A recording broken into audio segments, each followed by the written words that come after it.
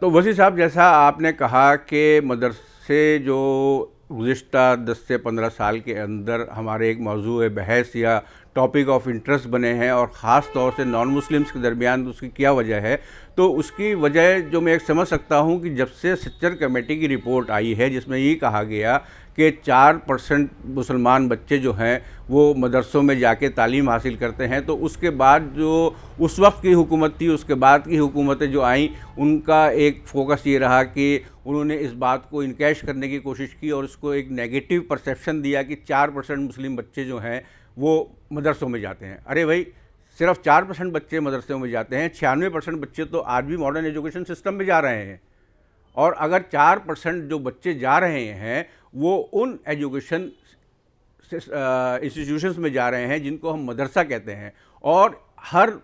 مذہب جو ہے وہ اپنی مذہبی تعلیم اپنے بچوں سے دے کے ہی ان کو پھر بڑا کرتا ہے، تبھی وہ اس مذہب کے یا اس ریلیجن کے ودوان بنتے ہیں، اس کے بارے میں جانتے ہیں، اور اس کے جو دوسرے ماننے والے ہیں ان کو راستہ دکھاتے ہیں۔ تو اگر 4% بچے مسلمان مدرسوں میں جا رہے ہیں تو اس میں آپ کو کیا پریشانی ہے؟ وہ اسلام کے بارے میں سیکھ رہے ہیں، اور اسلام کے بارے میں سیکھ کے وہ مسجد میں امام کی ڈیوٹی دیتے ہیں، مؤذن کی ڈیوٹی دیتے ہیں، اور مدرسوں میں ہی ٹیچر بنتے ہیں تاکہ آنے والی نسلوں تک اسلام کی جو تعلیم ہے وہ ان کو دی جا سکے۔ اس کے علاوہ ایک جو دوسری بات اس سے ملانے کی کوشش کی گئی کہ صاحب بچے کیوں مدرسوں میں جاتے ہیں، تو جس طریقے سے جو اکنامک کنڈیشنز ہیں ہماری، وہ ہمارے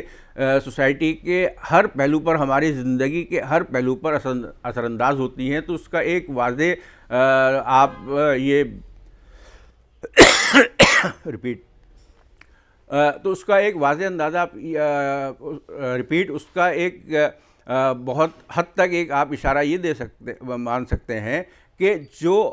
آج کے دور میں ہمارے مدرسوں میں بچے جا رہے ہیں وہ مسلمانوں کے غریب ترین طبقے سے جا رہے ہیں۔ کیوں؟ کیونکہ ان کو مدرسوں میں فری کھانا، فری رہنا، فری کپڑے، فری کتابیں، سب کچھ مہیا کرایا جاتا ہے، اور اس کے بعد میں ان کے ساتھ میں ایڈیشنل ان کو جو ایڈوانٹیج ہے وہ یہ کہ وہ اسلام کی تعلیم حاصل کر رہے ہیں، وہ اپنے لیے، اپنے والدین کے لیے، اپنے خاندان والوں کے لیے کچھ ثواب حاصل کر رہے ہیں۔ تو اس میں ایک جو نیگیٹو پرسیپشن قائم کرنے کی کوشش کی جا رہی ہے، میں اس کو سراسر غلط مانتا ہوں۔ اس کے ساتھ ہی ساتھ دوسرا ایک ٹاپک یا موضوع یہ آتا ہے کہ مدرسوں میں جو تعلیم دینے کا اسٹینڈرڈ ہے وہ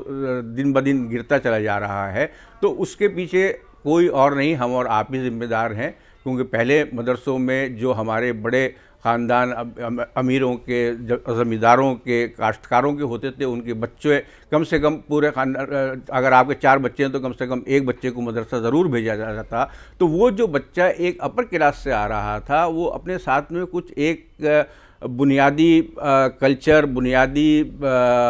ایٹیکیٹس وہ سب لے کر آتا تھا، اور اس کے اندر تعلیم حاصل کرنے کا شوق اور اس لیے زیادہ ہوتا تھا کیونکہ اس کو ذریعہ معاش یا امپلائمنٹ کے بارے میں کوئی فکر نہیں ہوتی تھی، اور وہ اپنا پوری اٹینشن، پورا فوکس تعلیم حاصل کرنے کے اوپر لگاتا تھا، اور وہی کوالٹی آف ایجوکیشن اس کو اس کے استاد دیتے تھے کیونکہ وہ بھی اکنامکلی انڈیپینڈنٹ ہوتے تھے۔ تو ایک وہ جو تعلیم دینے کا اور تعلیم حاصل کرنے کا سلسلہ تھا وہ اکنامک ڈیپینڈنس سے بالکل کٹا ہوا تھا، لیکن سن 47 کے بعد سے جب سے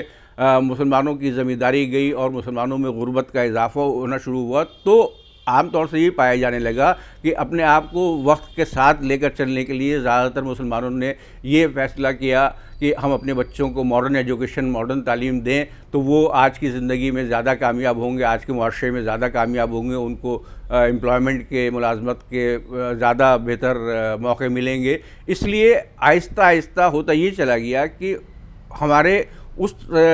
طبقے سے بچے مدرسے میں آنے لگے جن کے پاس کی کوئی بھی علمی اساس یا کوئی علم کا بیک گراؤنڈ یا اکنامک اسٹیبلٹی نہیں تھی، اور اس کی وجہ سے جب وہی بچے پڑھ کے اس مدرسوں میں استاد بنے تو ان کے اندر وہ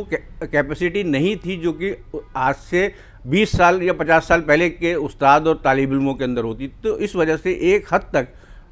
ہم کہہ سکتے ہیں، پوری طریقے سے نہیں، صرف ایک حد تک تھوڑا بہت زوال ضرور آیا ہے مدرسے کی تعلیم میں، لیکن اس کے ساتھ ہی ساتھ مدرسوں نے اپنے آپ کو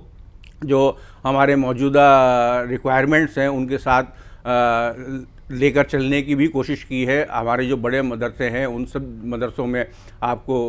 کمپیوٹر ایجوکیشن کے بھی ڈپارٹمنٹس ہیں, انگلش پڑھانے کے بھی ڈپارٹمنٹس ہیں, ہندی پڑھانے کے بھی ڈپارٹمنٹس ہیں, تھوڑے بہت جگہ پر ایلیمنٹری میتھس بھی پڑھایا جاتا ہے. تو ایسا نہیں ہے کہ مدرسوں نے اپنی ذمہ داری پورے طریقے سے ادا نہیں کی یا بچے اپنی ذمہ داری ادا نہیں کر رہے ہیں, لیکن ایک طریقے سے جب ہم دیکھتے ہیں تو ہر چیز کے پیچھے ایک